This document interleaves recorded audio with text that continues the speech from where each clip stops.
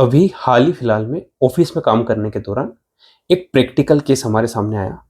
इस केस को हम यदि पूरा एंड तक समझ लेते हैं तो आप भी आपके काफ़ी सारे पैसे बचा सकते हैं, आपका हार्डकोर मनी जो है वो सेव कर सकते हैं। तो हुआ यूँ कि एक हमारा गवर्नमेंट एम्प्लॉयी है, वो हमारा एक क्लाइंट है।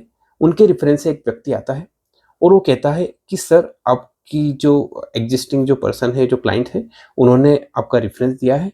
हम दोनों का सैलरी लगभग-लगभग समान है, टीडीएस भी समान कटा है, बट उनके केस में रिफंड बन पा रहा है, बट मेरे केस में रिफंड नहीं बन पा रहा है। और जब मैंने उनसे आगे डिस्कस किया, तो उन्होंने बोला कि सर इनका पिछले सालों में भी रिफंड बन रहा था, बट मेरा अभी तक कभी रिफंड नहीं बना है। मैं 2-3 सालों से यहाँ पे जो है कार्य कर रहे हैं हम 3 सालों से, बट इनका रिफंड बना है, बट मेरा नहीं बना है। और मैं हमेशा खुद से जो है रिटर्न फाइल करता हूँ। फॉर्म 16 की डिटेल्स देख के मैं ऑनलाइन जो होता है पोर्टल, वहाँ से प्रीफिल इन्फॉर्मेशन आती है और मैं ऐसे करके प्रोसेस कर देता हूँ।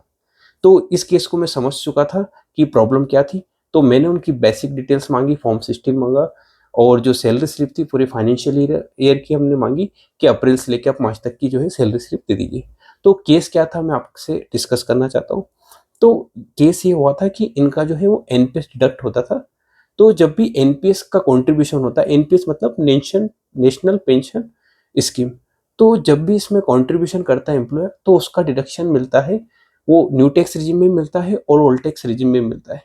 तो ऐसे केसेस में क्या हो रहा था कि यहाँ पे एम्प्लॉयर द्वारा फॉर्म 16 में ऐसे मेंशन ही नहीं किया जा रहा था। तो मेंशन नहीं किया जा रहा था, उसकी वजह से जो है टैक्सेबल सैलरी ज़्यादा दिख रही थी, तो उसके कारण टैक्स ज़्यादा बन रहा था। तो यहाँ पे लगभग 1.5 लाख रुपए का अमाउंट था और 45,000 रुपीज़ का जो है वो एक्स्ट्रा टैक्स जो है वो पेमेंट गवर्नमेंट को हो रहा था।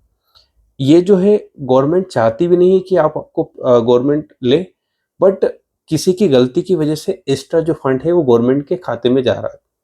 तो मैं यही चाहता हूँ कि आप जब भी फॉर्म 16 को यूज़ करें, तो इसे सपोर्टिंग डॉक्यूमेंट्स के रूप में यूज़ करें। आप इसे इस तरह से यूज़ ना करें कि यही इनकम टैक्स का रिटर्न है। तो आशा करता हूँ ये वीडियो आपके लिए उपयोगी रहा होगा।